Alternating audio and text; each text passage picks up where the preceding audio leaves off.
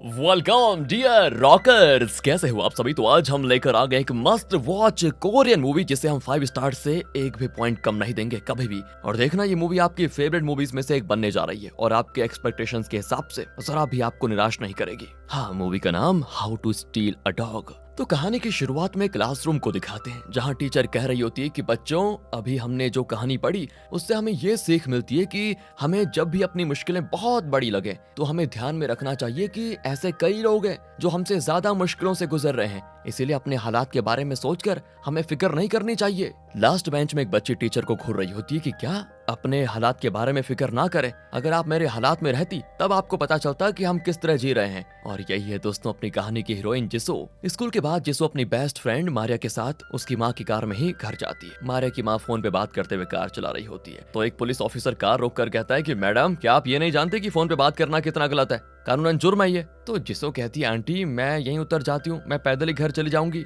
मारिया कहती तुम्हारा घर तो बहुत दूर है ना, तुम पैदल कैसे जाओगी। जिसो कहती नहीं नहीं, जरा पास ही में है, मैं चली जाऊंगी, आप जाइए। कहकर जिसो उतर कर चलने लगती है। मारिया कहती है माँ, आप पुलिस ऑफिसर से अपनी बात पूरी कर लीजिए, तब तक मैं जरा टहल के आ जाती हूँ। ये कहकर वो चुपके से जिसो का पीछा करने लगती है और जिसो एक पार्क में जाकर किसी को ढूंढती है, लेकिन लगता है वहाँ वो नहीं है जिसे वो ढूंढ रही है। वो पास ही के एक सुपरमार्केट में जाती है जहाँ एक छोटा लड़का फ्री नूडल सैंपल को पेट भर खा रहा होता है। ये कोई और नहीं जिसो का छोटा भाई है दोस्तों, बैन। दूसरी ओर एक बहुत बड़े रेस्टोरेंट के मैनेजर को दिखाते हैं जिसका नाम है सोयंग। वो एक स्टाफ से कहता है कि ये बहुत ही लग्जूरियस रेस्टोरेंट है, यहाँ सिर्फ बड़े बड़े लोग ही आते हैं, इसलिए उन्हें सर्व करते वक्त ध्यान से करना और बहुत नरमी से बात करना। वैसे तुम्हारी नौकरी पक्की हुई या नहीं ये तो रेस्टोरेंट की ओनर ही बताएगी। ये स्टाफ दोस्तों कोई और नहीं जिसो की माँ है जिसका नाम है लिज और वो अभी अभी इस रेस्टोरेंट को ज्वाइन करने आई है। तब वहाँ पर एक डॉग को लेकर एक औरत आती है तो सोयंग उसको सलाम करता है क्योंकि यही है इस रेस्टोरेंट की ओनर पेनी। वो पूछती है ये औरत कौन है। सोयंग कहता है कि ये यहाँ पर काम करने आई है मैडम।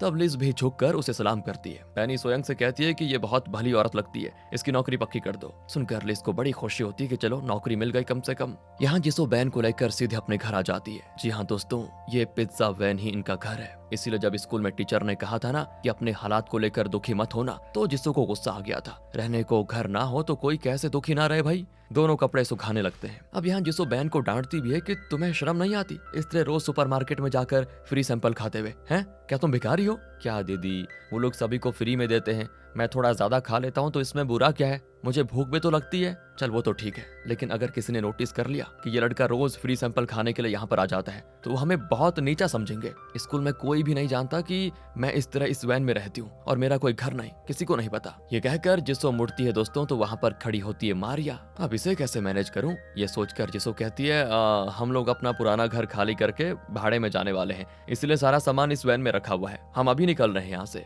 मारिया भी उसकी बात का यकीन कर ही लेती है, लेकिन तब बैन वैन के अंदर से कप नूडल्स लाकर कहता है कि दीदी, माँ ने कप नूडल्स रखे हुए हमारे लिए पर गर्म पानी नहीं है और हम बहुत दिनों से यहाँ पर रह रहे हैं ना, तो नुक्कड़ पे जो दुकानदार है वो हमें गर्म पानी देने के लिए मान गया है, मैं अभी लेकर आ जाता हूँ वहाँ से। बस दोस्तों जिसो को बहुत बुरा लग जाता है कि मारिया को पता चल गया है मेरी इस कंडीशन का। वो बेचारी रोने लगती है। फिर वो मारिया को बताती है कि ये वैन ही हमारा घर है, अगर किसी को पता चल गया ना तो वो हमें नीचा समझेंगे, हमारा मजाक उड़ाएंगे, इसलिए मैं किसी को नहीं बताती थी। अब तुम्हें पता चल गया है तो तुम मुझसे बात नहीं करोगी ना। मारिया कहती है अरे तुम जहाँ भी रहो इससे क्या फर्क पड़ता है, तुम हो तो मेरी बेस्ट फ्रेंड ही ना, मैं किसी को नहीं बताऊंगी कि तुम वैन में रहती हो। खुश कहकर वो बड़े क्यूट तरीके से जिसो को प्रॉमिस भी करती है और दोनों कहती हैं हमारी दोस्ती हमेशा पक्की रहेगी। फिर लिज काम के बाद वापस आ जाती है और बच्चों को पिज्जा बना कर देती है, पर बच्चों को सिर्फ पापा का बनाया हुआ पिज्जा अच्छा लगता है, लेकिन कुछ दिन पहले पापा इन्हें छोड़कर कहीं चले गए थे। लिज कहती है कितनी बार कहा है अपने पापा की बात मत किया करो, वैसे मुझे नौकरी मिल गई है, जल्दी तनख्वाह भी आ जाएगी और फिर देखना हम एक अच्छे से घर में शिफ्ट हो जाएंगे। बैन कहता है कि पिछली बार भी आपने यही कहा था माँ कि 1 हफ्ते में शिफ्ट हो जाएंगे, लेकिन देखो कई महीने गुजर गए हैं। ये सुनने के बाद लिज को बड़ा दुख होता है कि क्या करो, मेरी भी तो मजबूरी है। अब अगले दिन स्कूल में मारिया जिसो से कहती है हम दोनों की माएँ काफी झूठ बोलती हैं। जिसो कहती है शायद तुम ठीक कहती हो, लेकिन मुझे किसी भी तरह एक घर खरीदना है यार, सुना है घर खरीदने के लिए कम से कम 3 मिलियन वॉन लगेंगे। तब एक लड़का कहता है कि ओहो, लगता है तुम दोनों को कुछ पता ही नहीं है। शायद एक अच्छा घर खरीदना हो तो कम से कम 5 मिलियन वॉन की जरूरत होती है। जिसो तो शॉक हो जाती है कि 5 मिलियन वॉन। स्कूल के बाद जिसो और मारिया बैठी होती है आपस में, तो वहां पर टीचर आ जाती है और कहती है कि जैसे कि हम हर स्टूडेंट के बर्थडे पर उनके घर जाकर सेलिब्रेशन करते हैं, वैसे तुम्हारे बर्थडे पे भी हम सब तुम्हारे घर आकर सेलिब्रेट करेंगे, ओके। इस पर जिसो उदास हो जाती है तो टीचर कहती है अगर अपने घर में नहीं करना चाहते तो मेरे घर में सब आ जाओ, वहाँ सेलिब्रेट करेंगे। पर जिसो कहती नहीं, आप सब मेरे बर्थडे के लिए मेरे घर आ जाना, वहीं सेलिब्रेट करेंगे। टीचर कहती वेरी गुड, तुम अपनी माँ से कहो कि वो मुझे कॉल करे। कहकर टीचर चली जाती है दोस्तों। और तुरंत ही मारिया पूछती है कि अरे ये तुमने क्या कह दिया, तुम्हारे पास वो वैन में कैसे करोगी। तो जिसो कहती नहीं,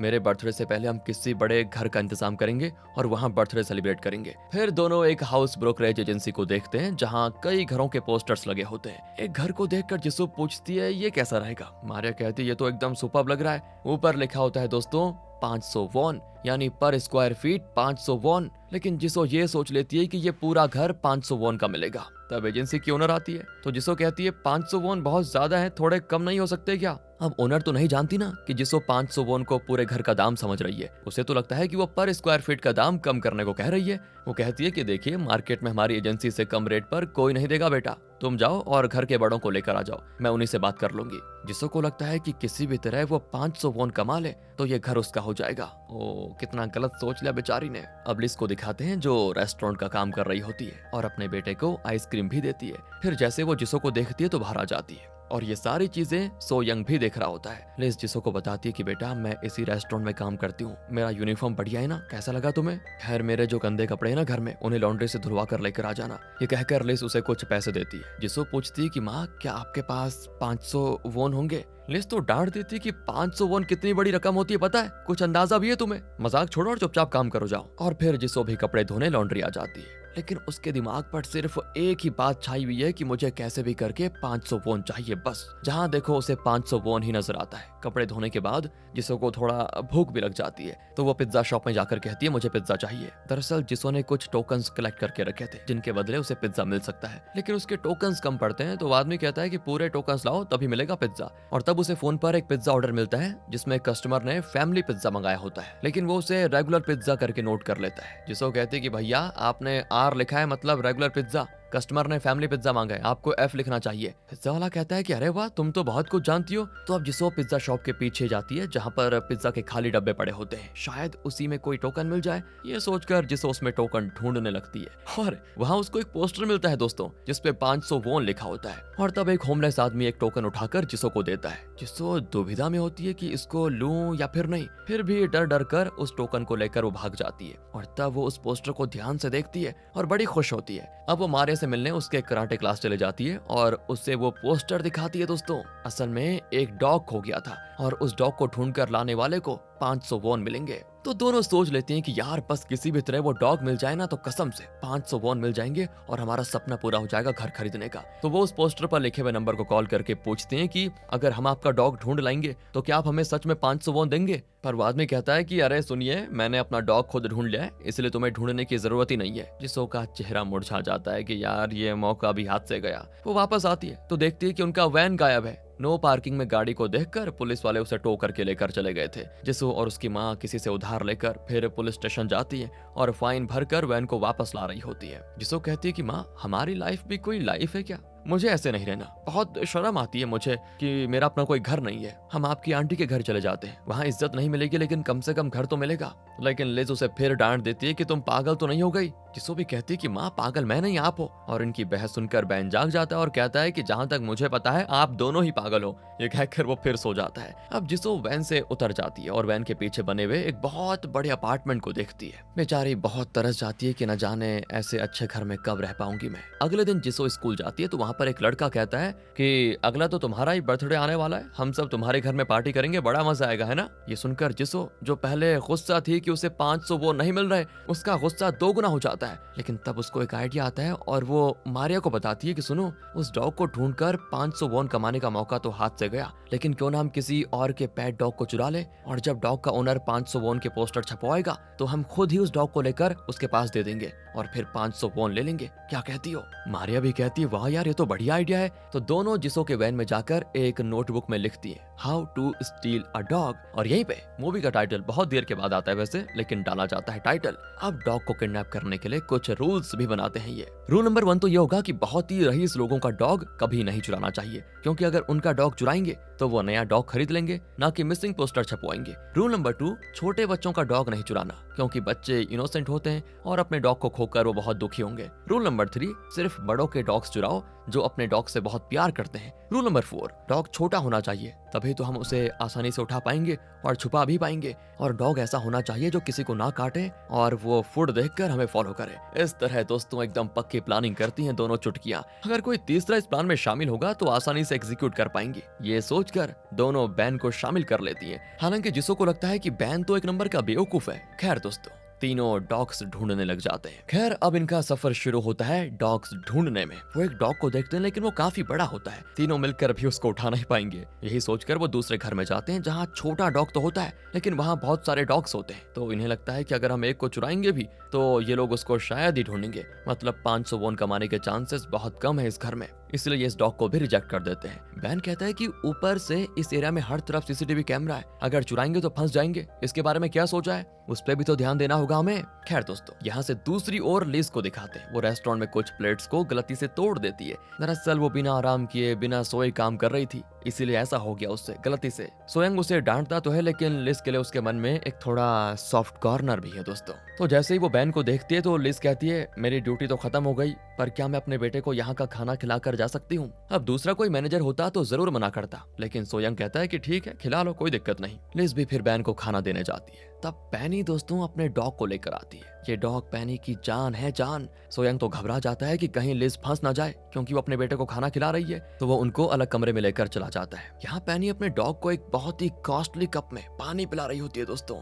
ऐसा कप तो हमने शायद ही देखा होगा। वैसे अगर आपके घर में डॉग्स हैं तो उनको किस तरह आप खाना पानी देते हो, कमेंट्स में बता देना। अगर आपको लगे तो बताना चाहिए। फिर पैनी डॉग को लेकर निकलने वाली होती है। दूसरी ओर जिसो और मारिया को बड़ी भूख लगती है, तो जिसो कहती है चलो आइसक्रीम खाते हैं। मेरी माँ जिस रेस्टोरेंट में काम करती है वहाँ उन्हें बहुत कम सैलरी मिलती है, इसीलिए माँ अक्सर बैन को वहीं का खाना देकर घर ले आती है। वहीं चलकर आइसक्रीम खाते हैं चलो फ्री में। दोनों रेस्टोरेंट की खिड़की से अंदर झांकती है और लिज को ढूंढती है कि कहाँ गई माँ, पर उन्हें पैनी देख लेती है। इसी बीच सोयंग देखने जाता है कि लिज ने अपने बेटे को खाना दिया या फिर नहीं, पर वहाँ वो देखता है कि बैन को खाना देने के बजाय वॉश बेसिन के पास उसे बिठाकर वो नहला रही है। ओह माय गॉड, क्या करती बेचारी, है ना। पर इस बार सोयंग उसे डांटता नहीं है। लिज कहती है कि सुनिए, आपकी ओनर इस रेस्टोरेंट को मुनाफे के लिए नहीं बल्कि सिर्फ लोगों से मिलने के लिए, उनसे बात करने के लिए चला रही है, इसीलिए इतना कम मुनाफा मिल रहा है। इस पर सोयंग भी अपना दुखड़ा रोता है कि हाँ वो मेरी आंटी है, लेकिन मुझे भी इस बात पर चिढ़ है उनसे। अगर वो इस रेस्टोरेंट को ठीक से चलाती तो शायद उनका पति उनको छोड़कर भागता ही नहीं। उनका बेटा भी न जाने कहाँ चला गया था और कई साल के बाद फिर मर भी गया। वो ये सारी बातें कह रहा होता है कि तभी पैनी आ जाती है और उसकी बातें सुनकर बड़ी गुस्सा भी होती है। लिज को अपने बेटे को नहलाते देखकर वो और भड़क जाती है और तुरंत लिज को निकाल देती है नौकरी से। जिसो तो सोच लेती है कि अब और बर्दाश्त नहीं होगा मुझसे। वो मारिया के घर चले जाती है और कहती है मैंने सोच लिया हमें किस डॉग को चुराना है, हम उस पैनी के डॉग को चुराएंगी। अगले दिन ये दोनों अपने मिशन के लिए यानी डॉग चुराने के लिए प्लानिंग शुरू कर देती हैं। पैनी डॉग को किस वक्त कहां कहां लेकर जाती है और उसे चुराने का सही मौका कब मिलेगा, ये सब ये जांच लेती है। जब तक पैनी डॉग के साथ है तब तक डॉग को नहीं चुराया जा सकता, लेकिन पैनी उसे एक पेट्स मसाज सेंटर में भेजती है जहां उसे सोयंग लेकर जाता है। वहां से उसे चुराना काफी आसान होगा, ये इनका होता है प्लान। वैसे भी सोयंग वहां के रिसेप्शनिस्ट से बात करने में बड़ा बिजी होगा, उसकी आंखों में धूल झोंकना काफी आसान होगा। इतनी रिसर्च करने के बाद वो मारिया के घर के पास एक कार्डबोर्ड बॉक्स का छोटा घर बनाती है जिसमें रखेंगे वो डॉग को। इस तरह से पूरी प्लानिंग करके डॉग को चुराने का मौका ढूंढ रही होती हैं दोनों। दूसरी ओर सोयंग को दिखाते हैं जिसकी लाइफ का एक ही लक्ष्य है, उसकी आंटी के इस रेस्टोरेंट को तोड़कर एक बहुत बड़ा अपार्टमेंट बनाना और करोड़पति बनना। लेकिन पैनी आंटी की मर्जी के बगैर वो कुछ नहीं कर पा रहा था। लिज अपने बच्चों को बताती है कि मैंने अच्छा सा घर ढूंढ लिया है बेटा। सुनकर दोनों बड़े खुश होते हैं, लेकिन वहां जाकर पता चलता है कि वो कोई पुराना और टूटा फूटा घर है, बहुत ही गंदा है और हर तरफ मकड़ी के जाले फैले हुए हैं। दोनों बच्चे कहते हैं कि यहाँ रहने से तो अच्छा है वो वैन ही बढ़िया है, कहकर दोनों बाहर चले आते हैं। जिसो तो अब बिल्कुल भी इंतजार नहीं करना चाहती और अगले दिन पैनी के डॉग को किडनैप करने के लिए कुछ जरूरी चीजें लेकर उस मसाज सेंटर में जाती है, पर यहाँ उसे किडनैप करना बहुत मुश्किल होगा, तो उस डॉग को इनको किसी तरह बाहर लेकर आना होगा। पहले मसाज सेंटर में कई डॉग्स होते हैं, तो बच्चों को अंदर अलाउ किया जाता है ताकि वो डॉग्स के साथ खेलें, इसीलिए मारिया आसानी से अंदर जा पाती है और पैनी का डॉग जो फूड खाता है उसे चुरा लेती है। फिर उस फूड के टुकड़ों को मसाज सेंटर से बाहर तक के रास्ते पर एक एक करके रख देती है, और जैसा इन्होंने एक्सपेक्ट किया था, वो डॉग जहां अपना फूड देखता है उसे एक एक करके खाते खाते बाहर पहुंच जाता है, और फिर वो एक नेट की मदद से उसको पकड़ने वाली होती हैं, तो वो भाग जाता है यार, पर ये दोनों उसका पीछा करती हैं, लेकिन वो इनसे बचकर वापस वहीं मसाज सेंटर में सोयंग के पास चला जाता है। इस तरह इनका पहला मिशन तो हो गया फेल, जिसो उदास होकर वापस वैन में आ जाती है। लिज ने उस पुराने टूटे फूटे घर को ठीक करने के लिए अपने पूरे पैसे लगाकर कुछ चीजें खरीदी होती हैं, लेकिन जब वो वहां पहुंचते हैं तो उस घर के एंट्रेंस को पूरी तरह से कील ठोकर सील कर दिया होता है। असल में लिज ने इस घर को भाड़े पे नहीं लिया था, बल्कि ये घर बहुत पुराना है और शायद कई सालों से इसी हालत में पड़ा हुआ है, तो लिज ने सोचा इसी को अपना घर बना लेती हूँ जब तक कोई और इंतजाम नहीं हो जाता। पर क्या करें यार, लगता है अड़ोस पड़ोस के लोगों को पता चल चुका था, इसीलिए किसी ने इस घर को इस तरह सील कर दिया ताकि यहाँ पे कोई आए ही नहीं। लिज फिर परेशान होती है कि क्या करूं, क्योंकि बच्चे भी घर के लिए जिद कर रहे होते हैं बार बार कि घर चाहिए हमें, और तो और वैन में रहने की वजह से टॉयलेट का भी कोई इंतजाम नहीं होता। लेकिन अब ये रास्ता भी बंद हो चुका है, उन्हें वापस वैन में ही रहना पड़ेगा। उस रात सभी वैन में ही सो जाते हैं, लेकिन लिज उठकर एक होटल में पैकिंग का काम करती है। सुबह होती है तो जिसो भी जागती है और अपनी नोटबुक में लिखती है how to steal a dog two, मतलब ये दूसरा ट्राई मारने वाली है। दरअसल उस रेस्टोरेंट में कुछ देर के लिए पैनी का डॉग अकेला होता है और तब उसे किडनैप किया जा सकता है, ये भी इनको आइडिया आता है, लेकिन उस डॉग को ये कंट्रोल नहीं कर पाएंगे। अगर कोई स्ट्रॉन्ग इंसान इनकी मदद के लिए तैयार हो जाए तो बात बन सकती है। तो जिसो को उस पिज्जा शॉप वाले की याद आती है, दोनों वहां पर जाती है और उस आदमी से मदद मांगती है। वो तो बहुत अकड़ता है कि मेरे पास और कोई काम नहीं है क्या जो मैं तुम्हारी बच्चों की बातों में आकर इस तरह के काम करूंगा। और अब जिसो उसे धमकाना शुरू करती है कि मैं जानती हूँ आप यहाँ किस तरह का गोलमाल करते हो, कस्टमर्स फैमिली पिज्जा मांगते हैं तो आप अपने अकाउंट में नॉर्मल पिज्जा ले लेते हो और कस्टमर को फैमिली पिज्जा देकर उनसे फैमिली पिज्जा के पैसे लेते हो, है ना? लेकिन कंपनी के अकाउंट में रेगुलर लिखकर सिर्फ रेगुलर के पैसे यहाँ जमा करते हो आप। अगर मेरी मदद नहीं करोगे तो मैं पिज्जा शॉप के मालिक को बता दूंगी कि आप कितना बड़ा घोटाला कर रहे हो। वो भी घबरा जाता है कि अरे बाप रे, ये दोनों तो जरूरत से ज्यादा स्मार्ट निकली। बताओ मेरी माँ, क्या मदद करनी है मुझे आपकी। अब जिसो उसे उसकी डिलीवरी स्कूटर पर बैठाकर उसके गले में स्टॉप वॉच पहना देती है और कहती है कि अब जल्दी जाकर वापस आओ, जाओ देखती हूँ आप कितना फास्ट आ जाते हो। वो भी एकदम फास्ट जाकर लौट आता है। वो भी कहती है कि सुपर अंकल, ये स्पीड काफी मस्त है। मतलब दोस्तों, अब यही अपने स्कूटर में डॉग को चुरा कर लाएगा। दूसरी ओर सोयंग अपनी आंटी के ऑफिस को छान मारकर उसका वसीयतनामा ढूंढ निकालता है, जिसमें पैनी ने लिखा है कि अगर वो मर गई तो उसकी पूरी प्रॉपर्टी उसके डॉग को मिलेगी। डॉग को? क्या बात है भाई। सोयंग तुरंत अपने फ्रेंड को कॉल करता है जो थोड़ा गोलमाल करने में एक्सपर्ट है। सोयंग कहता है कि मैं उस डॉग का केयरटेकर हूँ, मतलब उस प्रॉपर्टी में मेरा भी हिस्सा होगा ना। पर फ्रेंड कहता है कि देख, तुझे फूटी कौड़ी नहीं मिलेगी यार, तुम पहले उस डॉग का खात्मा करो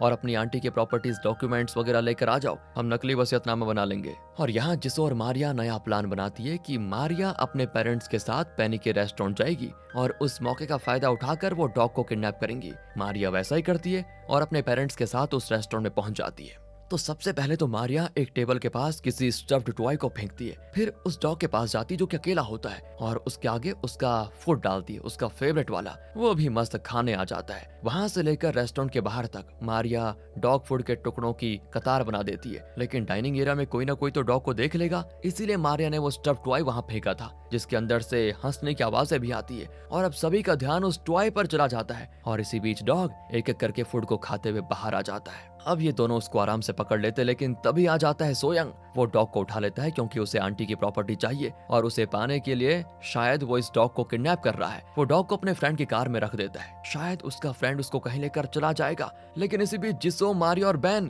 तीनों मिलकर उस कार की डिक्की खोलते हैं और डॉग को उठाकर बाहर ले आते हैं। तभी वहां पर पिज्जा शॉप वाला अपने स्कूटर के साथ बिल्कुल तैयार होता है और डॉग को अपने बॉक्स में रखकर तेजी से निकल जाता है। अब वो एक ऐसी जगह पे रुकता है जहाँ सीसीटीवी कैमरास नहीं होते और वहाँ वो इन बच्चों को डॉग वापस कर देता है। कहता है कि देखो, मेरा काम हो गया, अब मुझे आइंदा कभी ब्लैकमेल मत करना। अगले सीन में दोस्तों, जिसो, मारिया और बैन तीनों आराम से बैठे होते हैं क्योंकि आखिर वो डॉग को किडनैप करके लेकर आ गए। दूसरी ओर अपने डॉग को खोकर पैनी बड़ी उदास होती है, वो जरा बीमार पड़ जाती है। पर सोयंग बड़ा खुश होता है कि वाह, अब तो आंटी को अपनी प्रॉपर्टी मुझे ही देनी पड़ेगी। लेकिन उसका फ्रेंड उसको एक शॉकिंग बात बताता है कि मेरी कार की डिक्की में डॉग नहीं है भाई, पता नहीं कहाँ चला गया। सोयंग फिर परेशान कि अगर वो डॉग मर जाता तो ठीक था, लेकिन अब लापता हुआ है तो जरूर कोई उसे ढूंढ कर लेकर आ जाएगा। उसके बाद तो आंटी की प्रॉपर्टी सोयंग को मिलने से रही, और यहाँ जिसो ने उस डॉग को उस पुराने टूटे फूटे घर के पास ही छुपा कर रखा होता है। जिसो और बैन वहाँ जाते हैं तो वही होमलेस आदमी वहाँ पे आ जाता है जिसने एक बार पिज्जा शॉप के पीछे जिसो को एक टोकन दिया था वही। तो जिसो उसको कहती है ये हमारा डॉग है। वो पूछता है कि अगर तुम्हारा डॉग है तो अपने घर में रखने के बजाय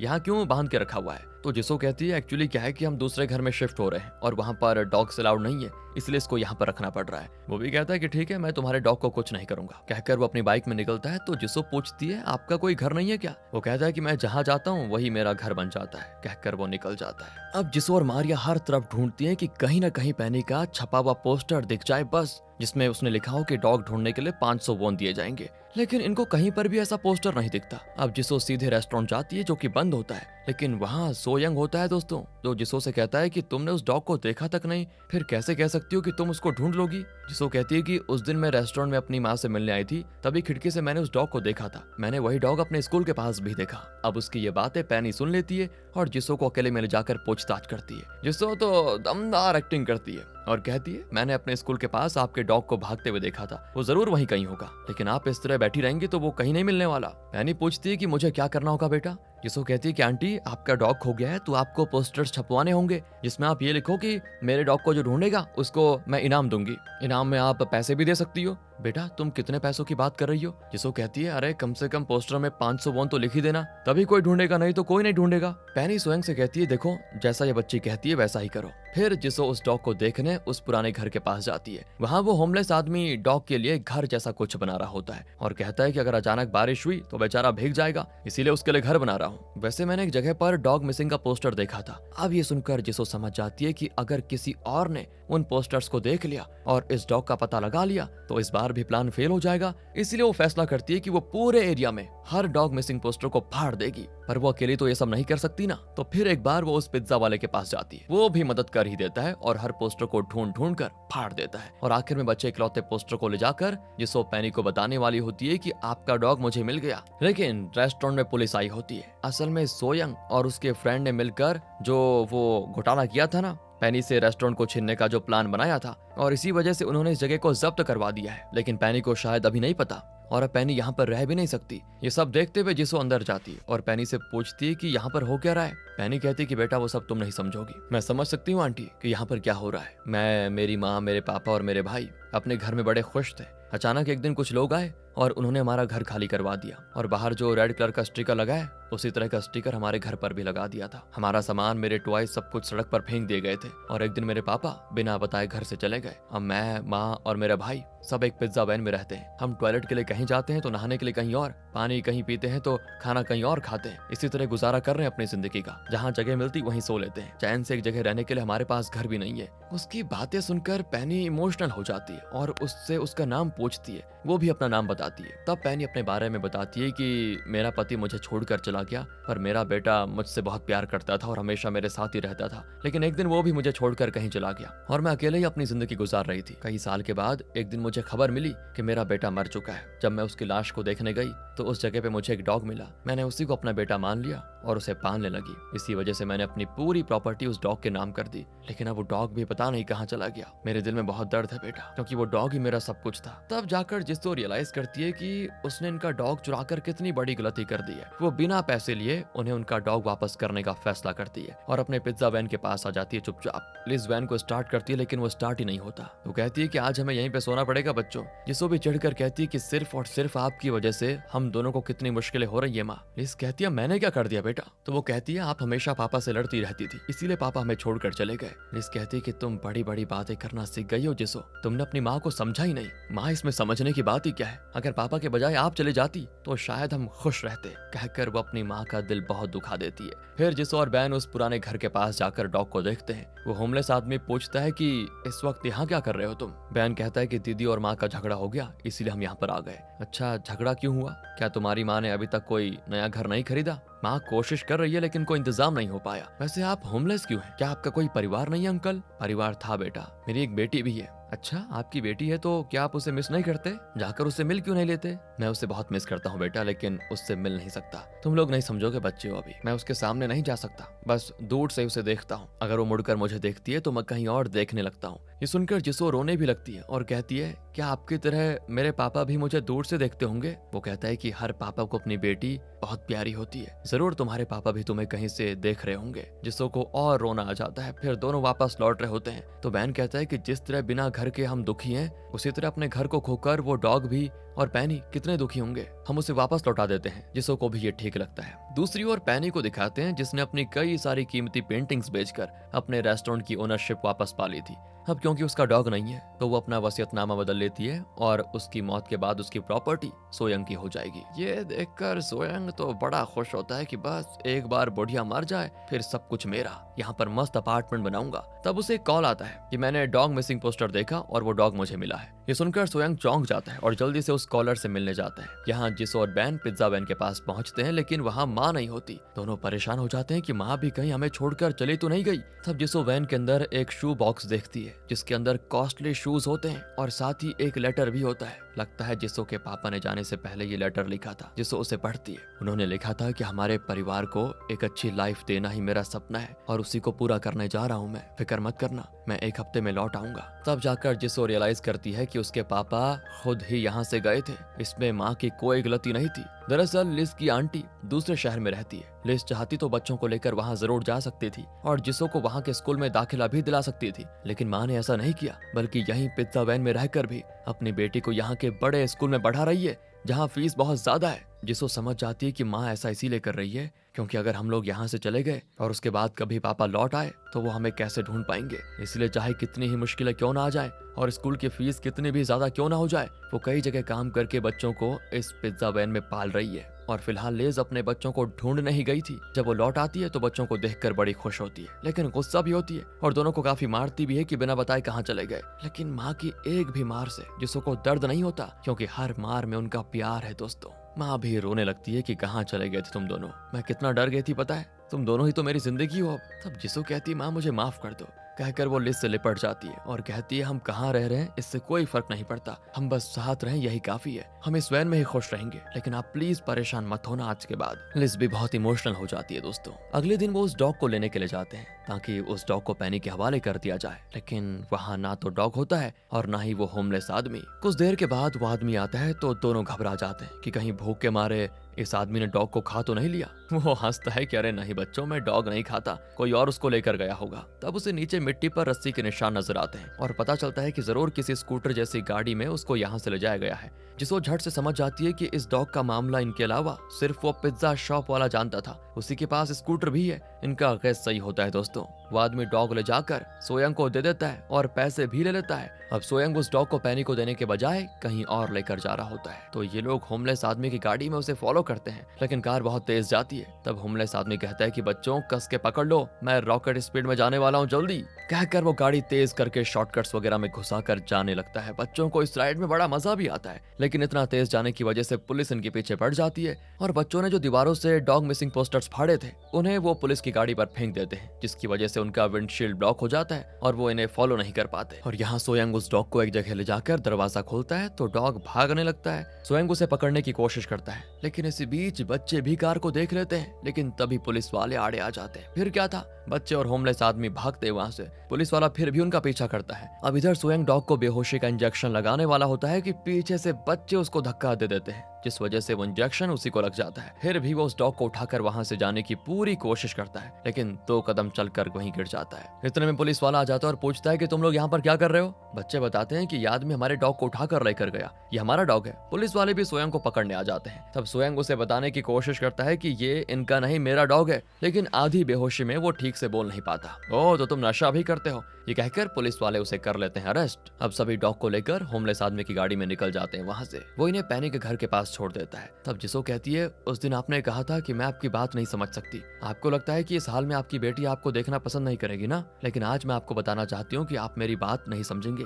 आपकी बेटी आपको बहुत मिस कर रही होगी इस समय। आप बस उससे एक बार मिल लीजिए, फिर पता चलेगा आपको कि वो आपको कितना मिस कर रही थी और आपसे कितना प्यार करती है। इस पर होमलेस आदमी को भी बड़ी खुशी होती है और वो कहता है कि तुम्हारी बात मैं मानूंगा और जरूर अपनी बेटी से मिलूंगा, कहकर वो निकल जाता है। अब जिसो चुपके से डॉग को पेनी के घर में छोड़ने जाती है और सोच लेती है मुझे पैसे नहीं चाहिए। वो डॉग से कहती है, जिस तरह हमें एक घर की जरूरत है, तुम्हें भी एक घर की जरूरत है। यहाँ पेनी आंटी तुम्हारी बहुत अच्छी देखभाल करेगी। लेकिन तब वहाँ पर सोयंग आ जाता है। अच्छा, तो तुम्ही ने इस डॉग को चुराया और वो भी 500 वॉन की खातिर। सच बताओ, 500 वॉन का तुम क्या करने जा रही हो? मैं एक घर खरीदना चाहती थी। क्या 500 वॉन का घर? हाँ अंकल, ये देखो इस नोटिस पर लिखा हुआ है। सोयंग कहता है कि हे भगवान, ये घर का दाम नहीं, एक स्क्वायर फीट का दाम है। तुम जिस जगह पे खड़ी हो उतनी सी जगह ही तुम्हें ये 500 वॉन में मिलेगी। देखो मेरे पास टाइम नहीं है, चुपचाप डॉग को मेरे हवाले कर दो। और इतने में पेनी आ जाती है। सोयंग आखिर अपने दिल की बात बोल ही देता है कि आपको इस कुत्ते के नाम अपनी प्रॉपर्टी करने की सोची, लेकिन मैं जो इतने सालों से आपके साथ इस रेस्टोरेंट को संभाल रहा हूँ,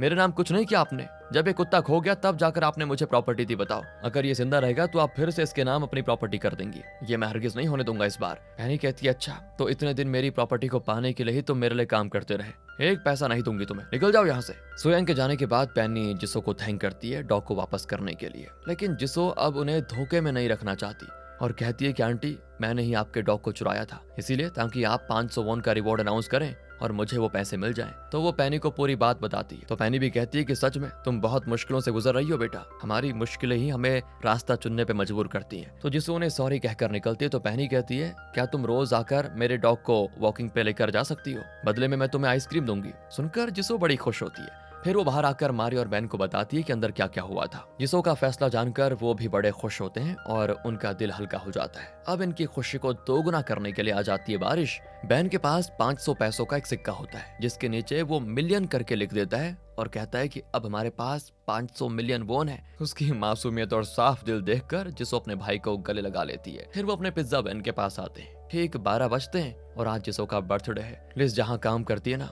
वहाँ से वो एक अलग तरह का मील लेकर आई होती है जो कि बहुत ही बढ़िया होता है। वो कहती है, बच्चों कल मैं एक शानदार पिज्जा बनाऊंगी तुम दोनों के लिए। तब जिसो कहती है कि माँ, आप उस होटल से डिश लेकर आइए ना, इसी तरह के बॉक्स में अगर हम छोटे छोटे साइज का पिज्जा रखकर पिज्जा लंच के नाम से बेचें तो कैसा रहेगा? लिज को भी आइडिया बढ़िया लगता है। जिसो कहती है, हाँ ट्राई करके देखते हैं, जरूर बढ़िया चलेगा। अगले दिन से वो इस काम को शुरू कर देते हैं और जैसा जिसो ने सोचा था, इनका बिजनेस काफी अच्छा चल जाता है। इसके बाद लिज को बाहर कहीं जाकर काम करने की जरूरत ही नहीं पड़ती। इनकी लाइफ अब बहुत पीसफुल चल रही होती है। लेकिन जिसो को अपने पापा बहुत मिस होते हैं। वो पोस्टर छपवाती है कि माय पापा इज मिसिंग, अगर कोई उनको ढूंढकर वापस लाएगा तो उसे 500 वॉन का इनाम मिलेगा। पेनी भी जिसो के परिवार की मदद करती है क्योंकि उसके डॉग की देखभाल तो जिसो ही करती है। इसका बिजनेस बहुत अच्छा चलने की वजह से और पेनी की मदद से वो एक छोटा सा घर भी खरीद लेते हैं। उस घर में जाकर जिसो बड़ा सुकून फील करती है क्योंकि अब उसे और उसके परिवार को वैन में रहने और वहाँ पे सोने की जरूरत ही नहीं होगी। उनका अपना एक घर है। अब वो दूसरे बच्चों की तरह अपना बर्थडे पार्टी अपने घर में सेलिब्रेट कर सकती है और उसे किसी से अपनी असलियत छुपाने की भी